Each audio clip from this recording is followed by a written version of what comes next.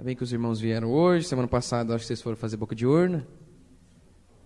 Liguei para o irmão em Lorena, falei, irmão, você não vai vir hoje, no dia da eleição? Pastor, eu estou indo fazer boca de urna agora, não posso. Falei, rapaz, não acredito. Mas pelo menos ganhou o candidato? Ganhou. Marcos 2, abre lá. Marcos 2, versículo 1.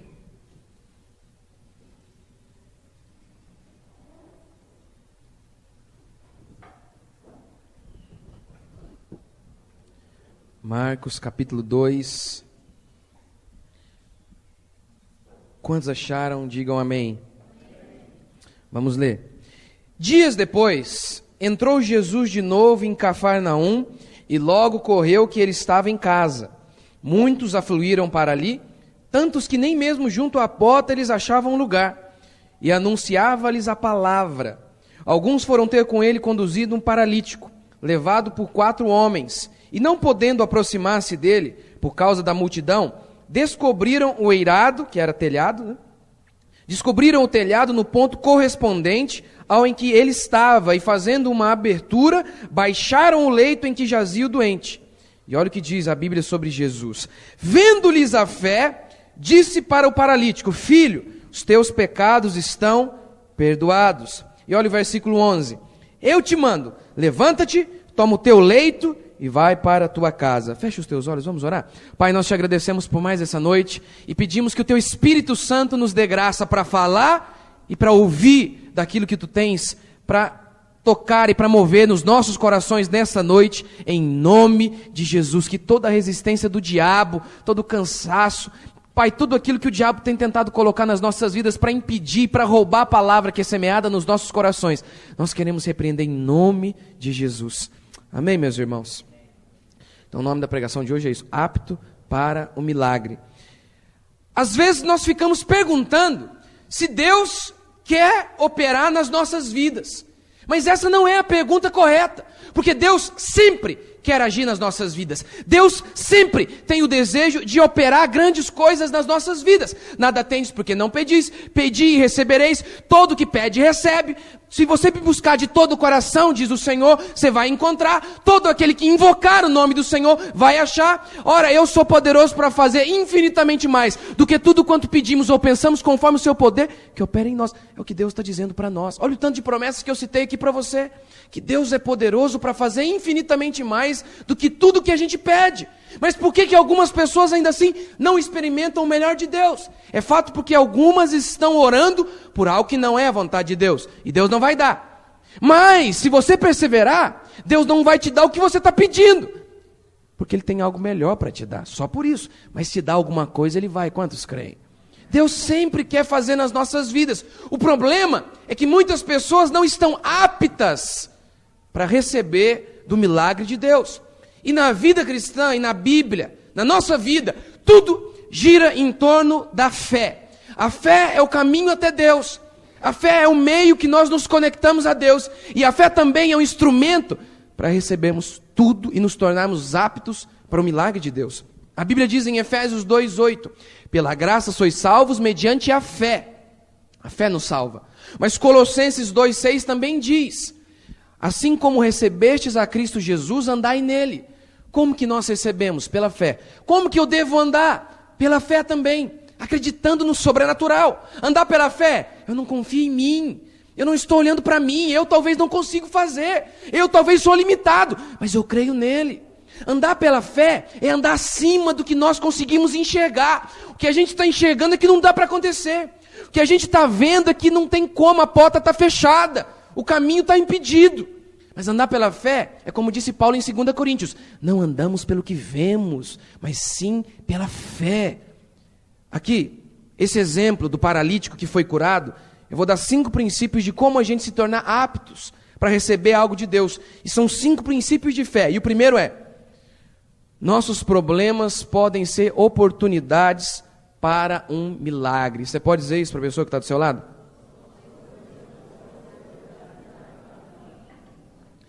Muitas pessoas ficam o tempo inteiro reclamando da vida. Por que isso? Por que eu estou vivendo assim? Por que Deus permitiu isso comigo? O paralítico, eu não sei, aqui no texto não diz se ele nasceu paralítico. Não diz, né? Não diz. Não sei se ele já era paralítico desde criança, você teve uma paralisia infantil lá, não sei. Ou talvez se tornou paralítico no meio da vida, não sei. Mas muitas pessoas nessa hora ficam reclamando de Deus. Por que Deus permitiu isso? Por que eu nasci desse jeito? Por quê? Por que o outro pode andar e eu não? Esse paralítico não fez isso. Em vez de ficar reclamando, ele orou. Em vez de murmurar, ele clamou a Deus. Clamou a Deus. O sofrimento, ele é algo que pode gerar dois sentimentos em nós. O sofrimento, ele é algo paradoxal. Ele pode ou te endurecer ou te quebrantar. Algumas pessoas, devido ao sofrimento, se endurecem, se tornam distantes e secas em relação a Deus. Como a mulher de Jó. Depois de ter vivido tudo aquilo, ela falou, ter perdido o familiar, os filhos, ter perdido saúde, ter perdido dinheiro. Ela olhou para o marido dela e falou, amaldiçoa o teu Deus e morre. O sofrimento faz isso. Algumas pessoas se desviam de Deus. Como diz a parábola do semeador, que Jesus saiu semeando a sua palavra e semeou em 4 solos, que representam os corações humanos. E um dos solos recebeu a palavra com alegria, mas em vindo as tribulações e as perseguições por causa do evangelho, não tendo raiz em si mesmo, esse crente se desvia. As tribulações nos testam. As tribulações fazem com que muitos cristãos revelem que talvez nem são cristãos. No entanto, as tribulações e os sofrimentos também aproximam pessoas de Deus, como foi o caso desse paralítico, e como foi toda a história de vários homens de Deus da Bíblia. Me fala aí, um sinônimo de incredulidade. Me ajuda aí. Vamos lá, me ajuda aí, irmãos. Sinônimo de incredulidade. Quem lá, me ajuda aí, me ajuda. Falta de fé. Que mais? Duvidar, não é? Que mais? Tem tantos, né? Vou te dar um novo. Olha um outro sinônimo de incredulidade. Por quê? Por que eu estou passando por isso? Por que Deus permitiu isso? Por quê? E ainda tem alguns mais nobres, né, que dizem, na hora do sofrimento não pergunte por quê, e sim para quê. Já ouviu essa frase? Vou te dar um outro conselho. Na hora do sofrimento não pergunta coisa nenhuma, vai orar. Não fica perguntando, só vai lá e busca a Deus para Deus mudar a sua vida, meu irmão. Quantos creem? É isso que você tem que fazer. Esse paralítico não ficou reclamando. Esse paralítico não ficou murmurando. Não ficou achando que Deus tinha se esquecido dele. Muito pelo contrário. Ele buscou a Jesus como muitos não buscam. Mesmo sofrendo terrivelmente. Segundo princípio. Milagres raramente são experimentados sozinhos. Você pode dizer isso para a pessoa que está do seu lado?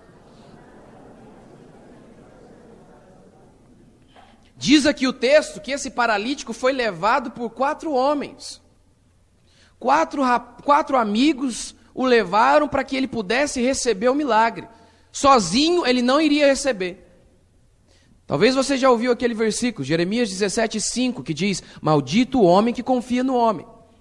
E talvez você já ouviu esse versículo da boca de um monte de gente carnal, citando esse versículo para justificar o seu individualismo, para justificar a sua separação dos outros. Não, eu não preciso de ninguém não, porque eu confio em Deus, maldito homem que confia no homem. Para justificar o seu egoísmo, para justificar o seu estilo de vida exclusivista, que fica no seu canto, que não busca a Deus, que não se dobra diante de Deus. Talvez você justifica também, usa esse versículo para dizer isso. Isso é heresia. Interpretar o versículo de maneira errada é heresia. O que o texto diz é, maldito o homem que confia no homem, que faz do braço mortal a sua fé, a sua esperança e o seu Deus. Só isso. É aquele que olha para Maria e fala, Maria, me dá algo, Maria, me intercede por mim. É aquele que olha às vezes para um pastor e pensa, esse pastor é a solução dos meus problemas. É aquele que olha para um pai e fala, nossa, não, eu estou bem, porque meu pai ainda está aqui comigo. É isso. É pensar que um ser humano vai resolver todos os nossos problemas. A gente só pode ter essa atitude para com Deus. É só isso que o texto quer dizer. Mas a Bíblia em nenhum momento diz que nós podemos andar sozinhos. A Bíblia não diz em nenhuma hora que a bênção de Deus é liberada quando nós somos individualistas. O que diz Eclesiastes e Provérbios? É melhor andar 2 do que 1. 2 juntos, porque se um cair, o outro levanta. Mas sozinho, o cordão de 3 dobras ele é mais poderoso, porque é difícil de destruir. É fato, olha uma Bíblia, por exemplo. Uma só página aqui da Bíblia, uma folhinha só. Facinho de rasgar. Mas e aí quando eu junto todas essas folhas tão fininhas, né? A folha da Bíblia é tão fininha. Quando eu junto todas essas folhinhas, meu amigo, só o Hulk mesmo para rasgar ela no meio, não é? É o poder da unidade. É o poder da gente andar junto. Mateus 18, eu tenho citado aqui várias vezes, vou falar de novo. O que vocês ligarem na terra, disse Jesus, eu vou ligar no céu. Por quê? Porque onde tiver 2 ou mais, tudo no plural, tá vendo? O que vocês ligarem, o que vocês orarem junto. Por isso a importância da gente orar com o do milagre. Vamos junto, nós aqui, nós estamos concordando que Deus vai fazer algo. É a terra que move o céu, sabia disso? É a terra, Deus quer fazer, meu irmão. Mas você precisa se posicionar da maneira correta. E como que é isso? Sabendo que eu preciso sim dos meus irmãos. Sabendo sim que eu preciso das pessoas que estão aqui do meu lado, na igreja, da minha liderança, em todos os sentidos. O seu crescimento é determinado pelo tipo de pessoas que você anda. Você pode dizer isso para a pessoa que está do seu lado? O seu crescimento espiritual é determinado. Você nunca vai ser um leão se você só anda com cabrito. Nunca. Você nunca vai ser um leão se você só anda com um cabrito. E você nunca vai ser alguém se você não anda com alguém. Se você só anda sozinho, se você só anda com ninguém, é isso que você vai ser. Porque não tem como crescer se não tivermos pessoas ao nosso lado.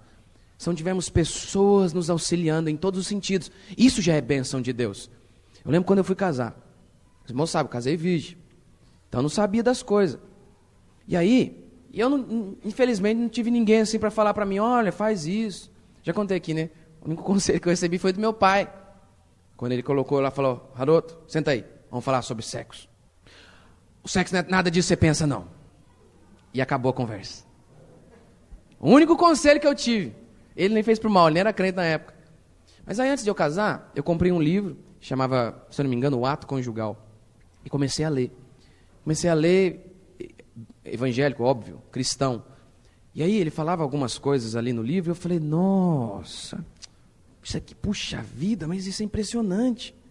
Impressionante. E eu fiquei pensando, que fez uma diferença tremenda na minha vida. Se não fosse aquele homem de Deus através daquele livro, puxa, ia ralar tanto. Rala mesmo. Você sabe, né? O homem tem a síndrome do macho, né? Qual que é a síndrome do macho? Todo macho nasceu sabendo fazer sexo. É. Todos nós sabemos. Ninguém precisa me ensinar nada, não. Aí, às vezes, estou lá eu conversando com um casalzinho da igreja. Estão com problema, aí vem, pastor, me ajuda aqui e tal. Aí está lá o casal. Aí começa a contar, tem problema aqui, não sei o quê. Eu falei, a vida sexual, como é que tá? Aí o homem fala, tá ótima. Aí a mulher olha. Então você está transando com outra pessoa, porque comigo não pode ser. Porque ele nunca teve, talvez, para perguntar, o que a Bíblia diz, como é que é, o que a Bíblia diz sobre isso? Não pode perguntar, porque ele acha que sozinho ele faz tudo, ele é um fenômeno, sabe? É o máximo. Tudo eu sei sozinho. Pode reparar, meu irmão, tudo que você faz de bom, você aprendeu com alguém. Vendo, às vezes você faz sem perceber. Às vezes na escola, quando você era criança, talvez você olhava para alguém e aquele era um modelo para você. Você olhava e falava, nossa, eu quero ser que nem esse professor aí, rapaz. Gostei desse cara, qual a posição do rapaz? Gostei. Talvez você não para e analisa dessa maneira, que você talvez está reproduzindo o que você viu no seu professor, ou que você viu talvez naquele garotinho lá da escola. É igual criança, meu filho, ele fica vendo os molequinhos mais velhos. Aí o que faz as coisas erradas tem que chegar e desensinar, né? Mas é um referencial para ele. Mas o fulano faz. Eu vejo ele fazendo, por que eu não posso fazer? Ele faz desse jeito. Porque nós somos assim, ninguém vive sozinho. E aqui, até a bênção de Deus, até o ato de receber, às vezes, uma cura, até o ato de receber um milagre financeiro, como diz Mateus 18, só pode ser desfrutado, na maioria das vezes, quando nós estamos como igreja, quando nós estamos com outros irmãos, sabendo que nós precisamos uns dos outros. Porque não tem nada mais humilhante do que isso, é ou não é? Porque, por exemplo, tem uma frase que diz assim, pergunte e seja tolo por 5 minutos. Não pergunte e seja tolo a vida inteira. É verdade. Se você perguntar, na escola você não lembra disso? Tinha coisa que você falava, nossa, eu não entendi nada. Semana mesmo, estava conversando com um rapaz, e ele falando como é que funcionava na empresa dele lá. Porque, pastor, na minha empresa é muito simples, é assim, assado. Entendi tudo. Falei, você entendeu, pastor? Tudo. Falei, não, vai pensar que eu sou burro aqui. Às vezes nós somos assim, não é? Eu não posso, porque aí vai mostrar que eu sou burro. Vai mostrar que eu não sei, mas claro que você não sabe. Por isso que andar uns com os outros implica em humildade. Esse rapaz aqui tinha isso. E por isso ele recebeu a bênção de Deus. A bênção de Deus é determinada na sua vida em como você anda com as outras pessoas. A fé também é vista assim, como diz João. Se eu não amo meu irmão que eu vejo, eu não amo a Deus. Então, a conexão entre Deus e nós é feita através de seres humanos. Terceiro princípio. Milagre é a bênção de Deus sobre o nosso esforço. Você pode dizer isso para a pessoa que está do seu lado? É isso. Meu irmão, você consegue imaginar a cena? Diz a Bíblia que Jesus estava na sua casa e uma multidão afluiu. Gente para tudo que é lado, dentro da casa de Jesus. Tinha tanta gente, diz o texto, que não cabia nem na porta. A porta já estava repleta. E não tinha mais nem como assistir o culto, nem ficando na porta. Aí diz a Bíblia que chegaram lá, esse paralítico sendo amparado por 4 rapazes. Aí quando eles viram aquilo, o que eles disseram? Não, vamos embora, não pode ser de Deus, porque está muito difícil. Porque o que é de Deus não pode ser difícil. O que é de Deus acontece naturalmente. O que é de Deus é fácil. Na maioria das vezes, não. Na maioria das vezes, o que é de Deus é que é difícil. A porta que conduz para a salvação é como? Estreita, e o caminho apertado, é difícil. A porta que vai para o inferno é larga, é facinho de entrar. Agora, para entrar na porta do céu, tem que fazer regime espiritual. Regime espiritual. Aí você imagina a cena, eles chegam e falam, não, peraí, já sei o que a gente vai fazer. Vamos lá para o telhado. Aí o paralítico falou, rapaz, ou eu sou curado ou eu morro hoje, um dos dois. Você consegue imaginar a cena, meu irmão? Eu acredito que há 2.000 anos atrás não tinha ainda andame, aquelas máquinas, sabe, da Liber lá, que puxa, como é que chama? Guindaste, né? Puxava o paralítico pela perna assim, né? Mas imagina, consegue imaginar? Não. Eu acho que foi 4 justamente por causa disso já. Cada um pegou num pé, num braço ali, foi puxando ele pelo telhado. Aí chegando lá no telhado, falei, mas como é que a gente vai descer o rapaz? Nossa, cadê a corda? Porque eu não acredito que... Você acha que eles foram para o culto imaginando que ele ia descer pelo telhado? Não, tanto é que eles chegaram, virou a porta, não deu para entrar. Aí eles falaram, não vamos desistir, vamos pelo telhado. Aí chegaram no telhado e falaram, nossa, mas é alto, como é que eu vou descer? Não tem nada aqui, não. Agora eu tenho que voltar para trás. Não, tira a camisa aí, rapaz. Todo mundo tira a camisa aí agora. Vamos fazer uma corda aqui agora de roupa, da nossa roupa. Fica só de cueca aí. Aí eles descem o rapaz. Aí a Bíblia diz que Jesus, vendo a fé... Como que dá para ver fé? A fé é algo subjetivo, não é? A fé é algo que está dentro de nós. Como é que dá para ver? Dá para ver sim, através do esforço. Tudo que é bom custa caro. Tudo que é bom requer suor. Canaã era boa, era uma terra boa. Deus falou para o povo, a terra é boa, mana leite e mel. Mas tinha gigante nela. Era boa, mas tinha gigante. Era boa, mas dava trabalho. Tinha que perseverar. Muitas pessoas dizem, né? Não! Deus não quer sacrifício não, pastor. Como que não? Desde o princípio do mundo ele quis. O Antigo Testamento inteiro é um açougue. É só bezerro morrendo. Mas no Novo Testamento não tem mais isso. No Novo Testamento a gente não traz oferta para Deus, porque nós próprios somos a oferta, como diz Romanos 12:2. Rogo-vos pelas misericórdias de Deus que apresenteis os vossos corpos como sacrifício santo, vivo e agradável a Deus, que é o vosso culto racional.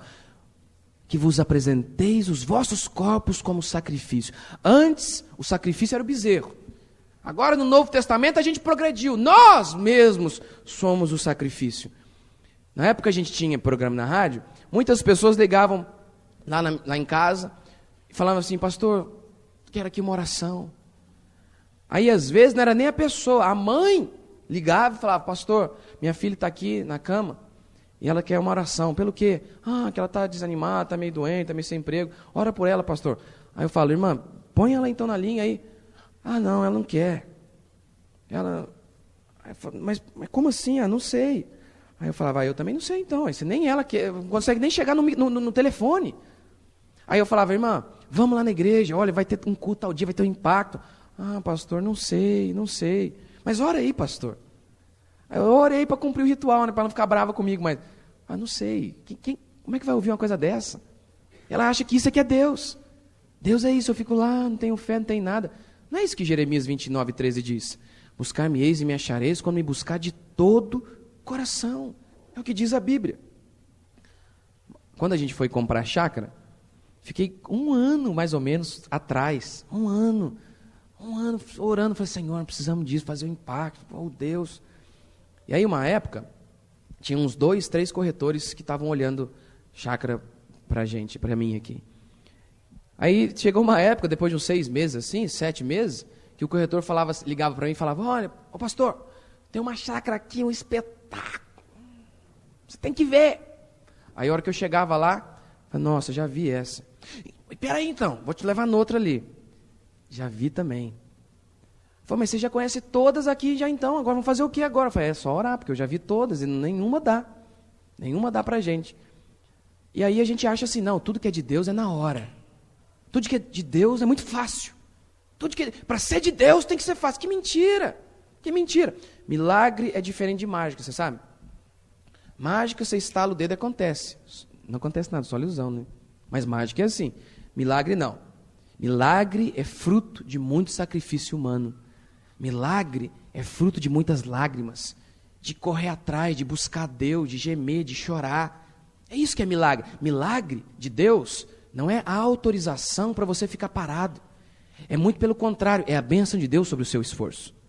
Vamos dizer isso mais uma vez? Milagre é a bênção de Deus sobre o meu esforço. Aí, essa semana, eu estava lá pensando, antes de ler esse texto aqui, que eu já tinha lido por sinal, né, mas estava lá pensando, puxa, acho que seria legal a gente ter uma rádio, né? Puxa vida, imagina a gente ter uma rádio, pregar o dia inteiro. Oh Deus, vai ser bom demais. Bom demais mesmo. Aí, pregando 2 vezes no dia, tinha alguns querendo pegar agora eu vou ser perseguido mesmo. Mas vai ser bom. Mas eu pensava comigo, se for de Deus, vai acontecer naturalmente. Aí depois eu fui ler isso aqui, falei, não, as coisas de Deus não acontecem naturalmente. As coisas de Deus requerem trabalho. Se eu quisesse, vou ter que orar, vou ter que gemer, vou ter que correr atrás. Se você quer algo, meu irmão, em Deus, o impossível, Deus vai fazer. Mas só vai fazer com base no seu esforço. Olha o tanto de esforço que esse paralítico empreendeu para conquistar o milagre dele. Você também tem buscado a Deus desse jeito? Ou como é que você busca? Como é que você busca a conversão de um parente seu? Como é que você busca, às vezes, para melhorar no seu trabalho? Como que você faz? Você vem aqui, ora uma vez no domingo, só. E ainda ora meio assim ainda, né? Olhando para o banheiro, olhando... Deixa eu ver, quem que veio? Aquela irmã, né? Com a mesma roupa de novo. Nossa, mãe. Aí você olha para a irmã, porque mulher é esse negócio, né? Olha as roupas, porque mulher, você sabe, ela não veste para os homens. A mulher veste para as outras mulheres. Que igual mesmo, uma vez eu falava para minha esposa no começo, quando eu casei. Amor, tem que comprar outro vestido, porque tem outro casamento. Não, mas eu não vou aguentar. Tem 7 casamentos no ano. Comprar. E vestido de casamento é caro, né? Falei, mas não dá desse jeito. Aí eu dei um jeito. Falei, você faz o seguinte, rodízio. Você compra um, aí divide com a irmã compra outro, você passa para você, pega o da minha mãe e faz o rodízio. Senão ninguém aguenta. Mas aí eu falava para ela, mas quem que vai reparar nisso aí, meu Deus do céu? Quem que vai ver? Homem não vê, mas as mulheres veem. Aí o cara está aqui no culto, a mulher está aqui no culto olhando para os outros. Ou está pensando lá no jogo, não sei de quem. Está orando para o Palmeiras não ser rebaixado, talvez. Está pensando num monte de coisa. Aí depois ele fala, puxa, por que Deus me abençoa? Ora, por causa disso. É por causa disso. Seu coração não está buscando a Deus de todo o coração. Você não está de todo o coração buscando a Deus. Você não colocou toda a sua vida. Você não colocou toda a sua vida na hora de orar e na hora de agir. Esse rapaz aqui fez tudo isso. Tudo isso para ver o milagre de Deus. 4º princípio. Milagre é fruto de perseverança. Você pode dizer isso para a pessoa que está do seu lado? Não deu de um jeito, o que ele fez? Não deu pela porta? Vamos pelo telhado então, simples. Isso aqui é perseverança. Nem sempre, meu irmão, portas fechadas significa que Deus não quer agir na sua vida. Mas muitos de nós ouvimos qualquer não como a desaprovação de Deus para abençoar a nossa vida. Qualquer coisa de errado que dá, a gente já desiste. Não, então Deus não quer fazer isso na minha vida mesmo. Não vou ser mais líder, não vou ser pastor, não vai converter o fulano, não vou conseguir melhorar, não vai dar. Oh, meu Deus. Tem gente que não é assim, o cara vai e tenta casar com uma, não dá, com a segunda, com a terceira, com a quarta. Na 10ª vai dar, meu Deus do céu. Alguma hora vai dar. Mas não. Aí tem gente que pensa, não, só é de Deus quando vai na primeira. Meu irmão, a maioria das coisas em Deus não é assim, não.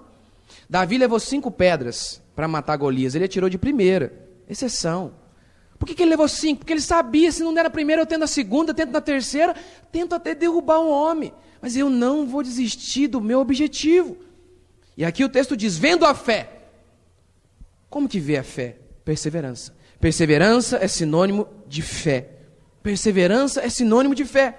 Marcos 24:13, Jesus disse, aquele que perseverar até o fim vai ser salvo.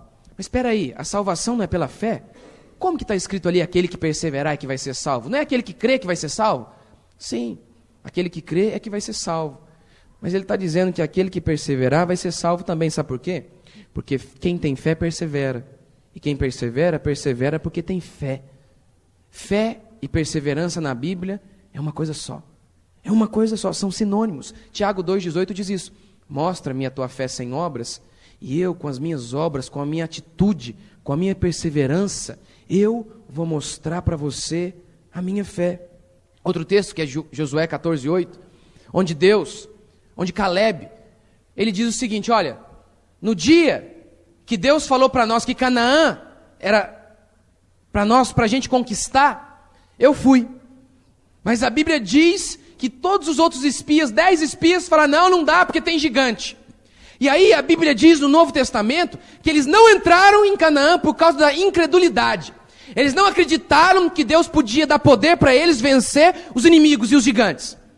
A Bíblia diz, então, que eles não entraram porque foram incrédulos. Mas Josué 14:8, Caleb diz o seguinte, olha, todos eles desistiram, mas eu estou aqui porque eu perseverei. Mas que coisa, o Novo Testamento diz que aqueles homens não entraram porque foram incrédulos. Mas Caleb está dizendo, eles não entraram porque eles não perseveraram. Eu perseverei.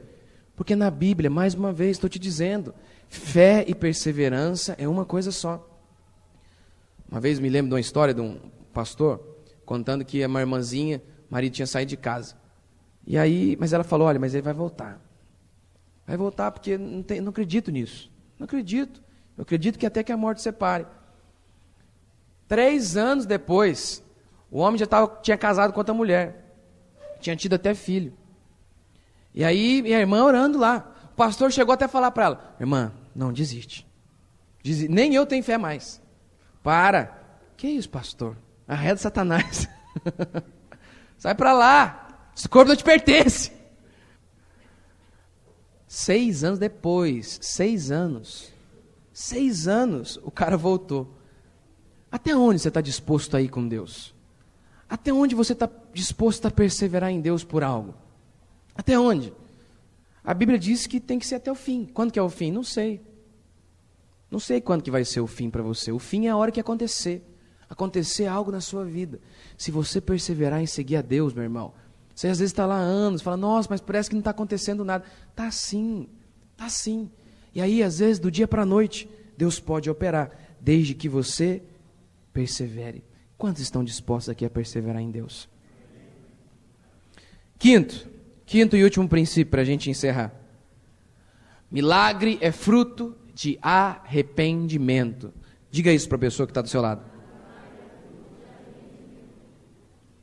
Olha o que Jesus diz aqui para o rapaz no versículo 5. Vendo a fé, Jesus disse ao paralítico, filho, os teus pecados estão perdoados. Os teus pecados estão perdoados. Depois Jesus então orou e o rapaz foi curado. O problema de muitos ministros hoje é que eles não falam da coisa mais importante, que é o arrependimento. E por isso a palavra na boca deles é mentira. É mentira. Porque eles só falam de consolo, de cura, mas sem falar do caminho que leva até isso, que é o arrependimento. Jeremias 6,14, o profeta Jeremias, falando sobre os falsos profetas. E ele disse assim, vocês falsos profetas curam superficialmente a ferida do meu povo, dizendo, paz, paz, quando não há paz. O que Jeremias estava querendo dizer com essa frase? Jeremias era um profeta para Israel. E o povo de Israel estava em pecado. E Jeremias dizendo, se vocês não se arrependerem, Babilônia vai vir, vai matar os seus filhos, vai estuprar suas mulheres, vai destruir todos vocês. Mas se vocês se arrependerem, a bênção de Deus virá sobre vocês. E aí, os falsos profetas, ouvindo isso, olhavam para o povo e diziam o quê? Isso é mentira. Deus não faz um negócio desse. Que isso, Eva? Pode comer, que é certo que você não vai morrer. Deus matar? Deus não faz isso, não. Fique em paz. Vai tudo ficar em paz. Era isso que os falsos profetas diziam. Mensagem de consolo, sem falar de arrependimento. Todo pastor que só fala de cura. Eu creio em cura. Quantos creem? Todo pastor que só fala de prosperidade, só fala de milagre financeiro. Quantos creem também que Deus faz milagre financeiro? Mas não fala que a condição para isso é, se o meu povo se humilhar e orar e se converter dos seus maus caminhos, eu ouvirei do céu, perdoarei os seus pecados e sararei a sua terra. Como Josué também falou, como Deus falou para Josué, santificai-vos hoje, pois amanhã eu farei maravilhas no meio de vocês. O princípio é esse, santidade hoje, bênção de Deus amanhã. Mas não é isso que muitas pessoas pregam e não é isso que muitas pessoas vivem. Elas acham que com Deus é assim, não, eu posso fazer qualquer coisa e não tem problema. Meu irmão, antes de Jesus olhar para esse paralítico e falar, levanta e anda, Jesus disse para ele, se prostra e chora. Se prostra e chora, muda de vida, se arrepende do seu pecado. E aí sim, a bênção de Deus vai alcançar a minha e a sua vida por completo. E aí, não haverá impossíveis para Deus e não haverá impossíveis para todo aquele que crê no Senhor. Quantos creem? E é isso que você vai desfrutar nessa quinta-feira, se você acreditar. Amém? Vamos ficar de pé?